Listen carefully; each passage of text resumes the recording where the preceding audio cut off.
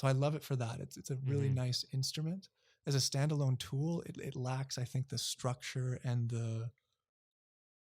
the guidance that a human relationship can provide. And so that's why I blend it. We don't sort of deliver it as just a standalone app anymore. But yeah, as a supplement, it's a powerful, it's like a scalpel. It's just this powerful tool to use in the process of sort of growth and healing. I didn't realize that your dad was using it in his practice too. Yeah. Okay. Yeah. And no one else does this. Like it's a really unique tool, and it's cool to see him applying it. And then the other way that we're using it that's super unique as well is in partnership with breathwork circles. So Zach Coops, he and I have been partnering for the last 3 months on a open dialogue breathwork collaboration where effectively a small group of people comes into our studio. We've got this beautiful studio space in downtown Vancouver in the evening after work. And there's sort of a theme or an intention, something that people want to explore. And everyone has their own individual intention, but it's thematically linked. You know, once it was about vision and what was your vision for 2020. Our upcoming one is about the head and heart connection and trying to, you know, balance the way we live between being super heady and intellectual with following our heart and our intuition, kind of like I was talking about. So they come in and the first component is using the AI on their own. I give them a bit of guidance, and then they just find a comfortable space in the studio with their iPhone or their Android device, and they just have a conversation with it about that theme and how it's showing up in their life and what they're working on, what they're challenged by, what they're excited about, whatever. And the program just guides them through this really sort of exploratory reflection. So it's super heady, super intellectual. You're looking at your thoughts, and it's kind of in that cognitive domain, that mental domain, the head domain. And then after 30 minutes, we transition them to the mat, lying down, and Zach sort of opens up this breathwork circle. And that brings them much more into the body, a much more heart-centered, somatic kind of body-based experience. Again, with the same theme and the same intention you set, but you're opening up to a whole other domain of intelligence in your body beyond the mind. So all in all, you know, it's like a 2-hour experience, and it's, the last couple times, man, it has been incredible, like very beautiful, very powerful experiences for people. A lot of really interesting breakthroughs and insights. So that's been, a different application of the bot, of the AI.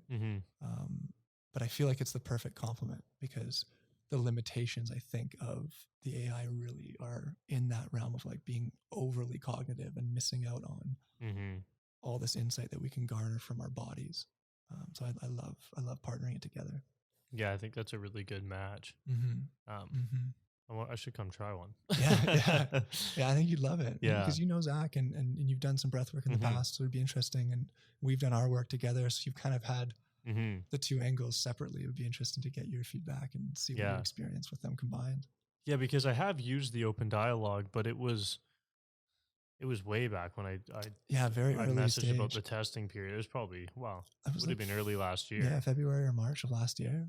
Yeah, and we were doing all sorts of stuff. We were even testing with people just using iMessage, and that's what it was. Yeah.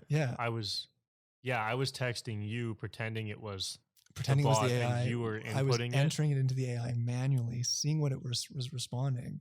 And then my dad and I were modifying the results to make sure, you know, the AI was spitting out something that we thought would be powerful and helpful.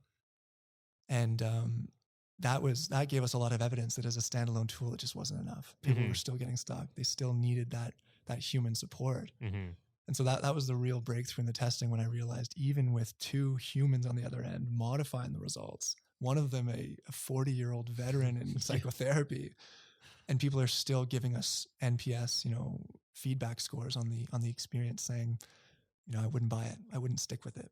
I don't feel like it's really transforming my life. That's when I was like, okay, I need to follow a different path because I want to be in the space of transformation. I want to help people make major shifts in their lives. I don't want to create some sort of commoditized app that you just like, you could probably build it up enough to make it sellable and like make money from it, but it wouldn't have the impact that you're looking for on the people.